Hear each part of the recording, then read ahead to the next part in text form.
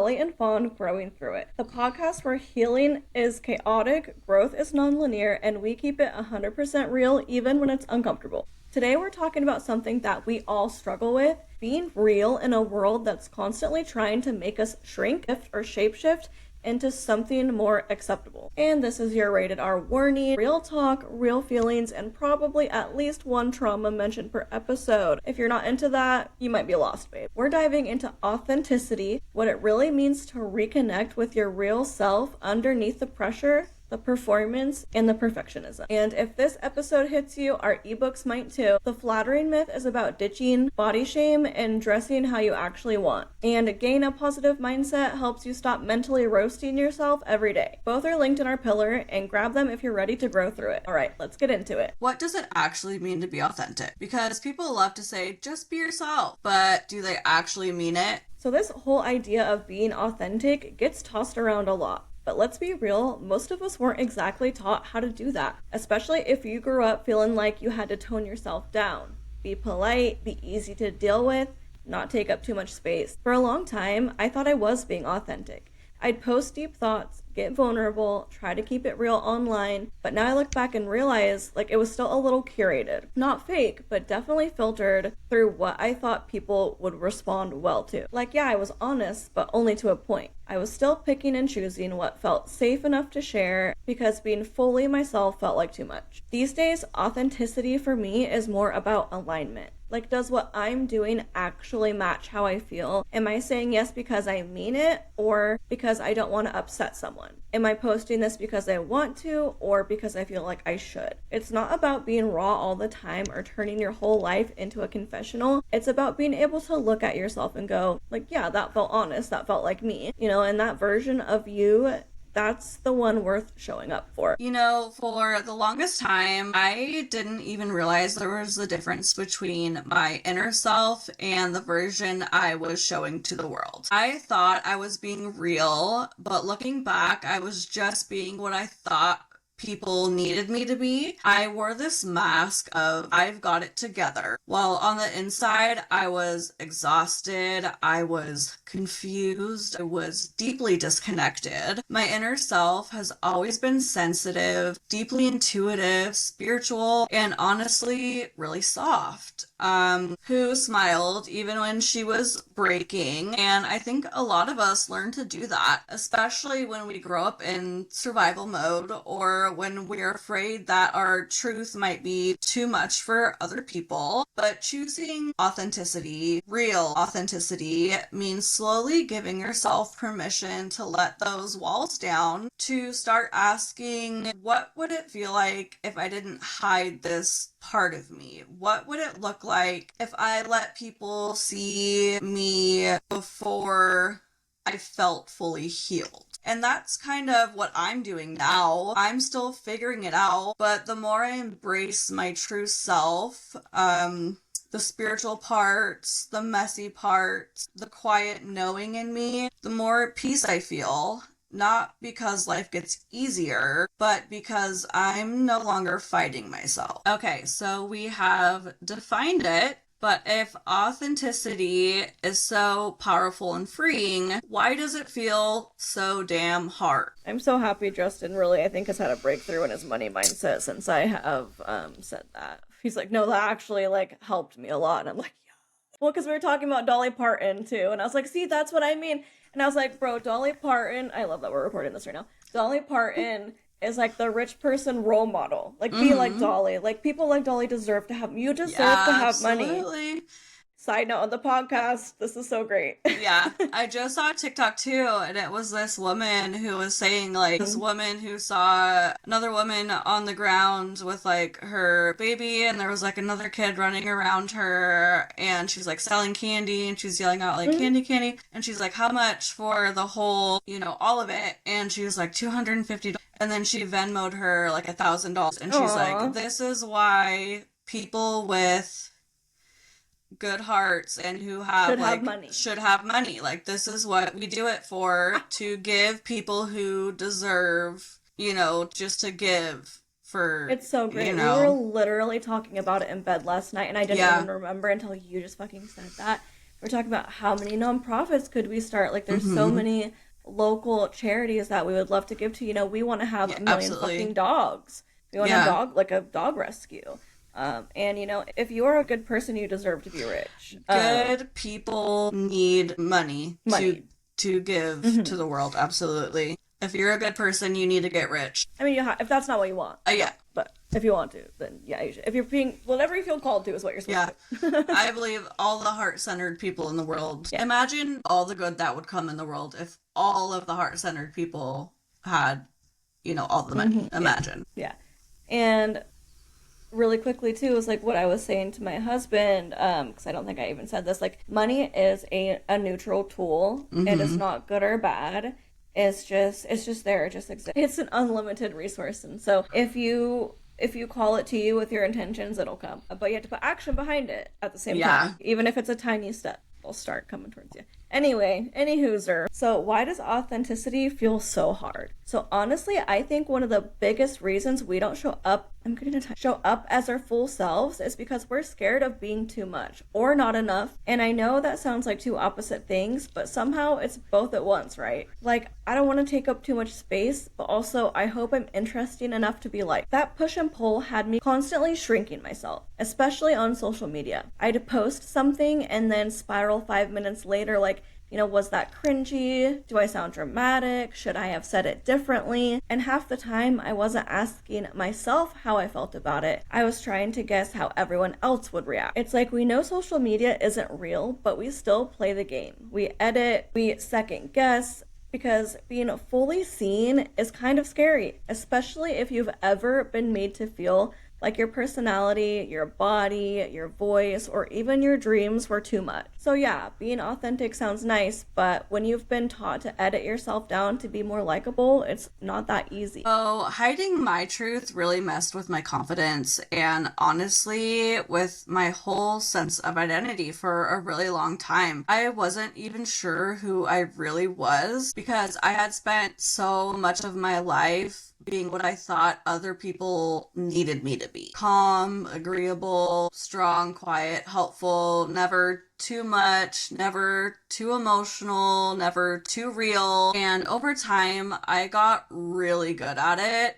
So good that I even started to believe that the version of me that I was showing to the world was the truth. But deep down, I knew something was missing. I knew that I wasn't being truthful to myself. Like I was watching my life from the outside, kind of invisible. The worst part is, the more I hid, the more I felt disconnected. My voice got quieter. My trust in myself started to fade because deep down I had trained myself not to listen to my intuition and my inner voice. Because that will get you in trouble or abused. So we want to know when is the last time you said yes just to be liked, even when your gut said no? Let us know in the comments. So let's talk about how to start unlearning that. If you've been wearing masks for years, how do you even find the real you again? So if you're like, okay, I want to be more myself, but I don't even know where to start, you're not alone. I didn't have some big breakthrough moment where I sat down with a pen and figured it all out. That's just not how my brain works. For me, it started in small ways. Just noticing when I was doing something because I wanted to, and when I was doing it because I thought I should. Like, I'd put on this outfit and ask myself, do I actually like this, or do I just think this is what acceptable for someone with my body? That one was huge for me.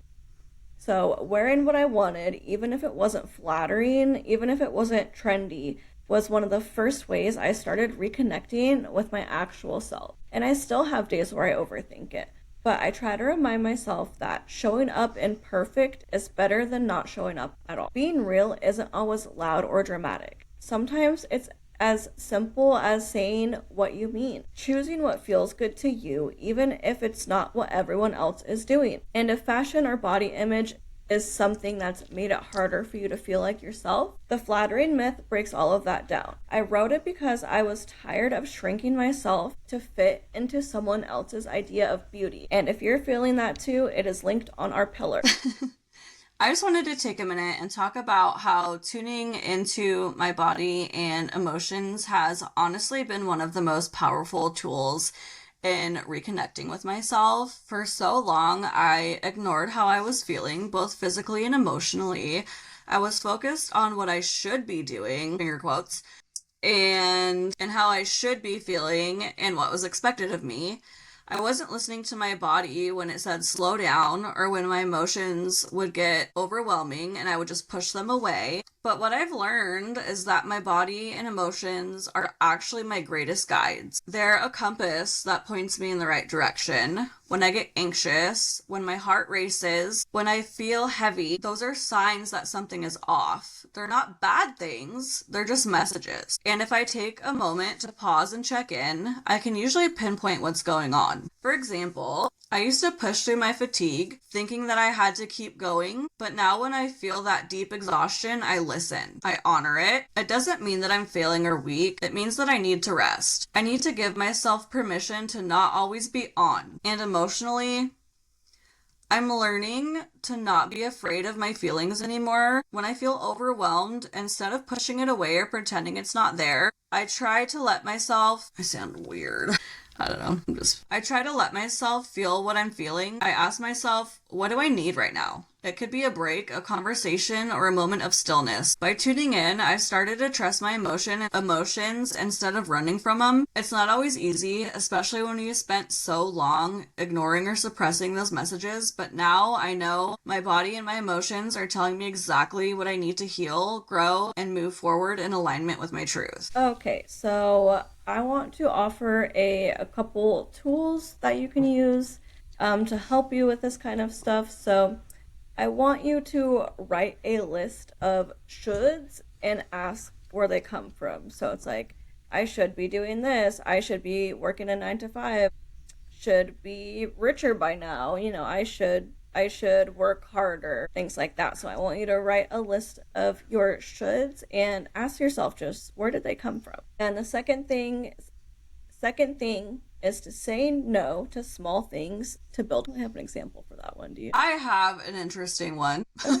So I have a neighbor who's an interesting fella, and he came to my door and asked me for a ride to the hospital. I was like, do you have OHP? Because they have like free, I need to talk to you about this guy anyway. But I had free, I was like, they do free medical rides. Like you can give them a call and they'll take you. But I was like wondering, I wonder if I would have said yes to that previously and like tried to make it back like in time. But like this time I was like, no, Oh, okay. So like can't. if that happened before, you would have said yes, but this time you said no. Yeah. Yeah, no, that's really good. And I think that that does, that is what we're talking about. That is saying no to small things to build confidence because there was another way for that man to safely get to the hospital Yeah. quickly. You had your own things going on. That's just your people pleasing. Like you're Yeah. getting over your people pleasing tendencies because although, yes, you could technically do that, so could technically the other person, and you're busy. You know what I mean? So, yeah, that's a great example. So, the last thing is to practice low stakes authenticity and start where it's safe. So, if that means that, say, you're like a man and you think or identify as masculine but you want to wear a skirt and that's not the social norm but that is your authentic truth and that's what you want to live, so maybe start in your bedroom or just in your house when nobody's there, if you live alone or a private area, even if it's in your bathroom for 5 minutes, you can wear that skirt and just start where it's safe. Okay, so here's the part people don't really talk about when they're like, just be your authentic self. It's not always going to feel good. Like, yes, being real is freeing and empowering eventually, but in the moment, it can feel awkward as hell, and sometimes it's straight up uncomfortable. When I started showing up more as myself, I definitely noticed some shifts. People I used to vibe with didn't really get me anymore. I had moments where I'd post something I felt really proud of, and it just flopped. Or someone would say something that made me second guess everything. It's hard not to take that personally when you're putting your real self out there. But the thing is, some people are attached to the version of you that made them comfortable. And when you stop performing that version, they might fall away. That doesn't mean you're doing anything wrong. That actually means you're doing something right. And I had to remind myself of that constantly. I'd rather be misunderstood for being real than liked for being fake. It's not about being brave all the time. It's about choosing yourself a little more every day, even when it's shaky. So here's the thing. Not everyone is going to get you, and that's okay. I used to really struggle with this, especially when I first started showing up more authentically. I'd share my journey, my truth, my passions, and sometimes I'd get a lot of silence or even negative feedback. And it kind of stung. Do you remember when you posted about tarot when you lost like Facebook friends? Yeah. Seriously. That literally happened. It did, yeah. Oh my god. Or when I posted about I meditated on abundance for the first time and then had two of the same book show up from Amazon accidentally, or like two of the same Amazon books showed up and then somebody was like, "That's not how that works." Blah, blah, blah, blah, blah. And I'm like, "Fuck you. Fuck you." Yeah. Yeah. So yes, it does happen like that. Yeah. Example. Anyway, but yeah, it made me question myself. I was like, am I doing this wrong? Like, why aren't people seeing what I see? But over time, I come to realize that people who don't get me are simply not meant to. And that doesn't take away from my journey. There's a difference between needing to be understood and needing to be validated. Like, I don't need everyone to understand me to know that I'm on the right path. I don't need validation from anyone but myself. Some Some people may never understand what drives me or why I do what I do, and that's okay. I'm learning it's not about fitting into someone else's box. It's about creating my own space and feeling comfortable there. I'm allowed to be me, even if it makes some people uncomfortable or confused. The people who are meant to be in my life, the ones who resonate with my truth, will get me. They'll see my heart, they'll understand my journey, and they'll accept me as I am. And if someone doesn't get me, that's okay too. I don't have to explain myself to anyone who's not open to seeing me for who I really am. It's so freeing to stop trying to please everyone or to fit into someone else's vision of you. You get to walk in your own path, even if not everyone's going to walk it with you. So this quote I want to discuss. So your authenticity will trigger those who are committed to a version of you that made them comfortable. And this is so true, because when you start living your life authentically, you start shining like a metaphorical light. And so that is going to be too bright for a lot of people, and it's going to make them uncomfortable. They're going to be like squinting like a vampire, like stay away.